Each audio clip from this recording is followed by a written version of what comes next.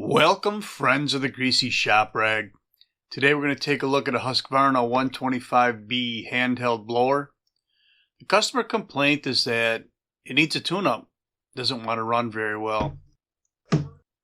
So anytime one of these comes in and I see that the carburetor is loose, I always fix that first. A lot of times I'll find other issues along the way, but it's not going out the door until that carburetor is tight.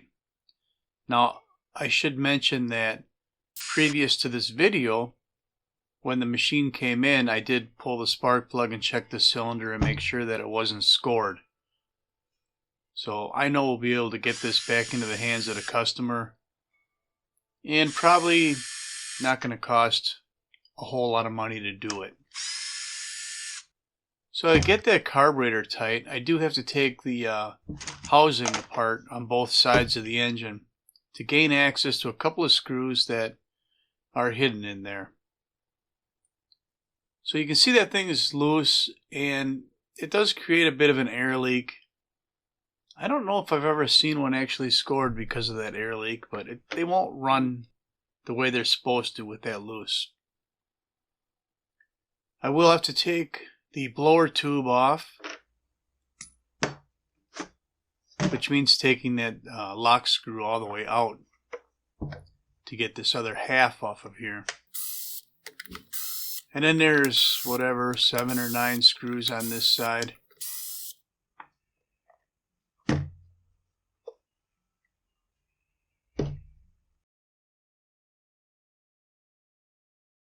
I want to show you that you can't gain access to those screws just by removing the fuel tank. We'll get this tank out of here, and it's a pretty snug fit.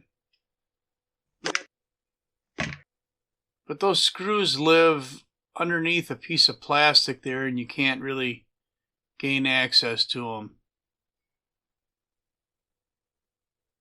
Yeah, the fuel lines are... I mean, they would work for a while, but when the grommet just pulled right out of the tank like that, you know, it's getting there, getting old.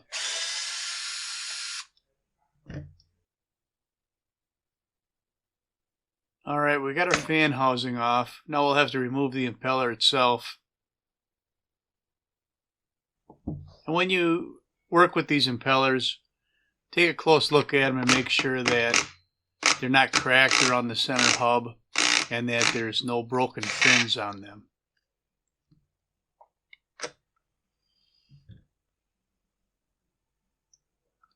Alright, the 3 screws that are exposed now with the impeller removed, they hold the engine to the housing.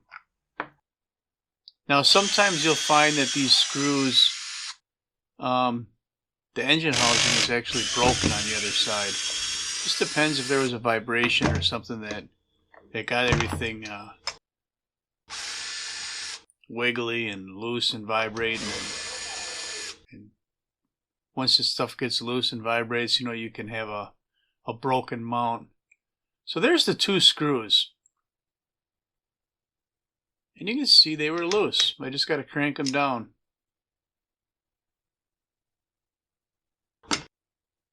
Once some screws are cranked down, that intake is nice and tight. So we'll get the engine bolted back down to the housing from this side. And then we'll get the 3 engine mount bolts back in.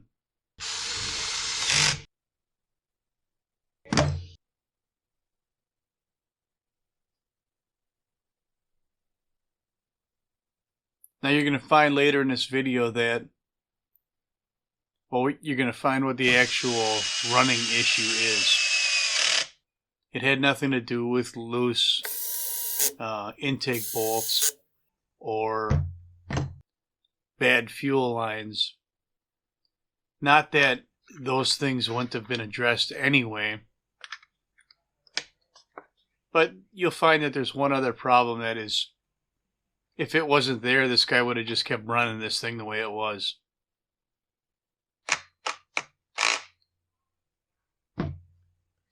Fan shroud goes back on, pretty simple deal. You just run the screws in, If you're going to use a driver like this, make sure it's got a clutch so you don't strip the screws out.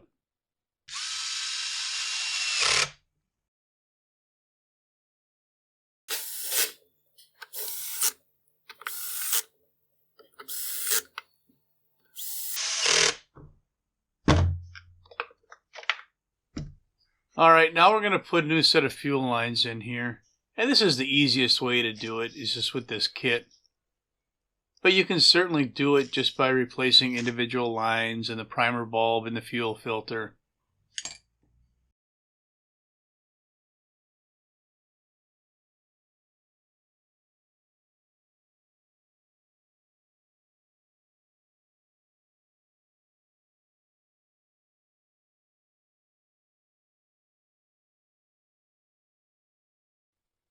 Alright, once we orient our carb, we'll put the line with the fuel filter on the bottom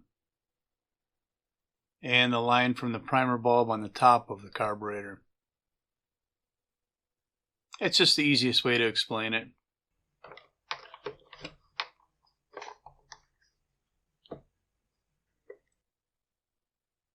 Yeah, that tank goes in there a little bit hard, but it goes in there.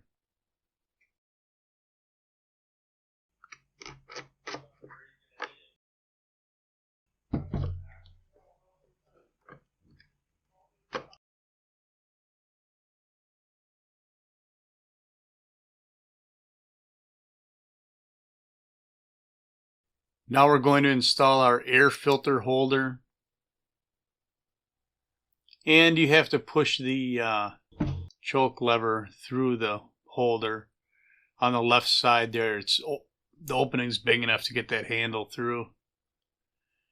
And then a couple of nuts, use an 8mm socket. And if you're faster than gravity, you can do it this way.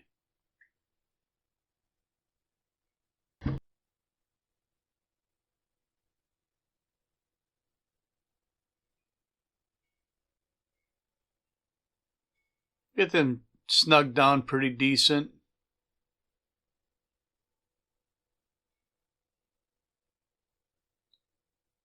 And then we'll put our primer bulb in. And it just snaps into place.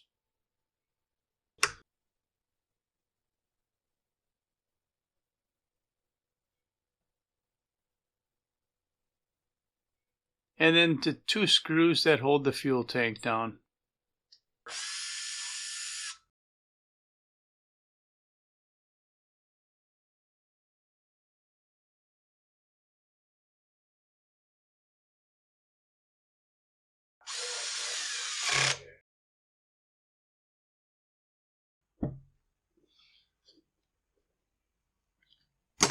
Alright, this is our throttle linkage.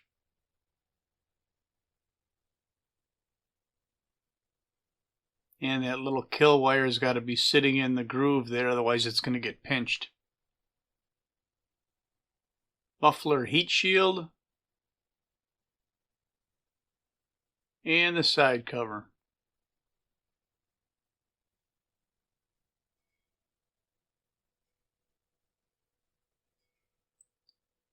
Three coarse screws on top.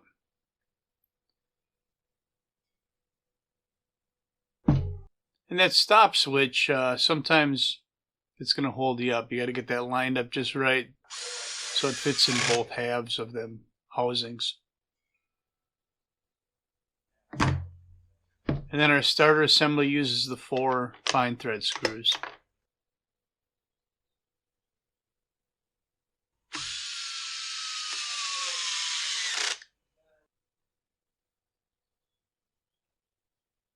Hurry up.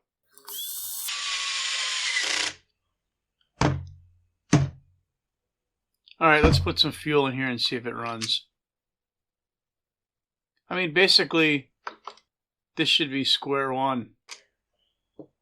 We've got that intake tight. Now we're going to see if this thing's going to run and find out what the actual problem is.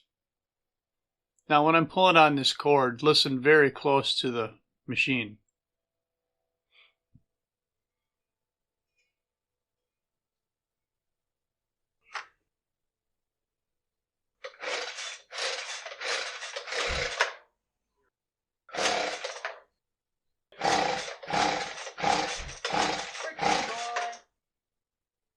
Those first 4 pulls should have told you exactly what's wrong with this.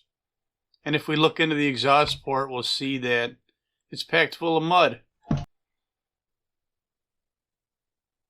So some insects were hard at work and made a big mess of our exhaust system. But luckily there's a spark arrestor screen in here, so they could only go so far. And the damage isn't in the muffler, it's just at this up to the screen. So it's packed full of mud and probably insect carcasses and whatever. But if you did notice when I was pulling on it, it had a very muffled sound to it. The last few pulls, when I opened the choke and held the throttle open, you know, the noise that you heard was actually intake noise, not exhaust noise. So with our exhaust screen and port cleaned up, let's put this thing back together and we'll see if it runs. And if it does run, that's all I'm going to have for you on the Husqvarna 125b handheld blower, loose carburetor, and plugged exhaust. Thanks for watching. Later.